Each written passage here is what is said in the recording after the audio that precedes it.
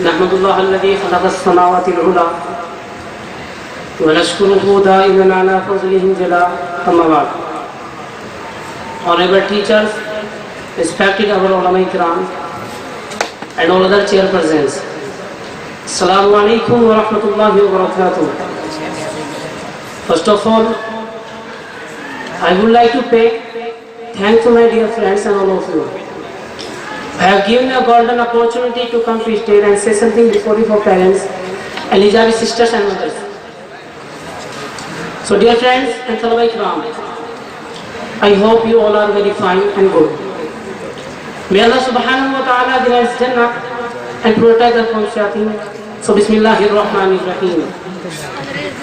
وَقَضَى رَبُّكَ أَلَّا تَعْبُدُوا إِلَّا إِيَّاهُ وَبِالْوَالِدَيْنِ إِحْسَانًا.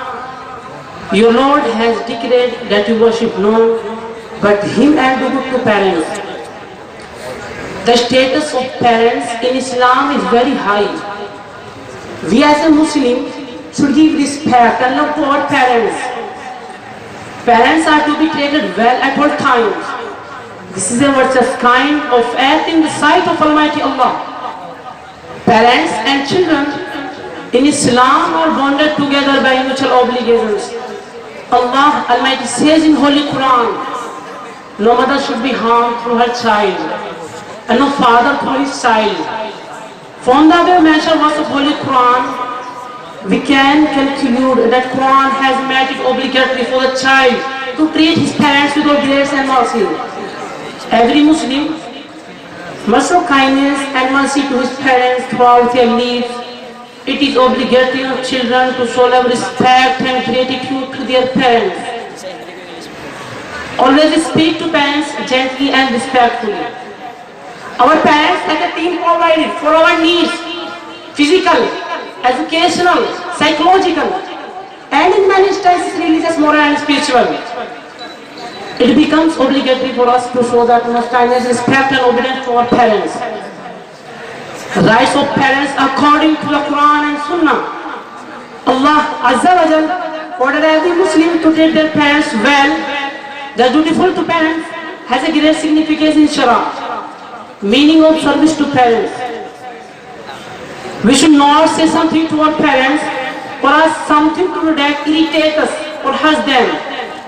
We should serve them with our might and wealth. When in need, we should go to them. If we have to serve our parents on that cost of nawafils, that is, we should omit the latter, because service of parents is more important than nawafils. But we can't omit obligatory prayers for the service of parents. We should love them by heart, talk to them with obedience, talk high of them, always try to fulfill their desires, never hide the way from them. After their death, recite Fatiha, Dua Maghfirah, pray for their well-being, and also recite Quran for them, and visit their grave and weekly. And Allah grant us to be immunity of our parents. Ameen. And dear audience, now I am going to tell you about hijabi sisters and mothers. Allah says in Holy Quran, وَقُلْ لِلْمُؤْمِنَاتِ يَغْضُضْنَ مِنْ أَبْصَارِهِنَّ وَيَحْفَظْنَ فُرُوجَهُنَّ.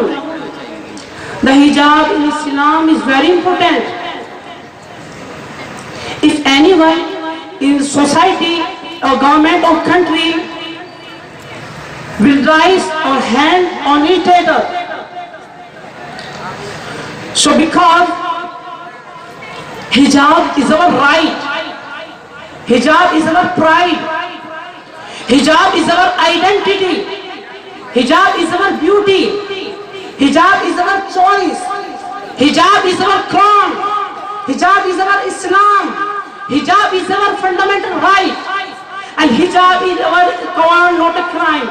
And hijab in Islam is well connected with that of marriage and Islamic family system. The West considers the society a group of individuals filled to society and then involving personally. On the contrary, Islam considers the society a unit. Islam believes that women's civilizations can survive only when the society is clean, pious, systematic and responsible. In the last, Hijab is a beauty and a symbol of dignity for man. Hijab doesn't allow women to achieve high goals. That's all. Wa akhiru da'wana and alhamdulillahi rabbil alamin.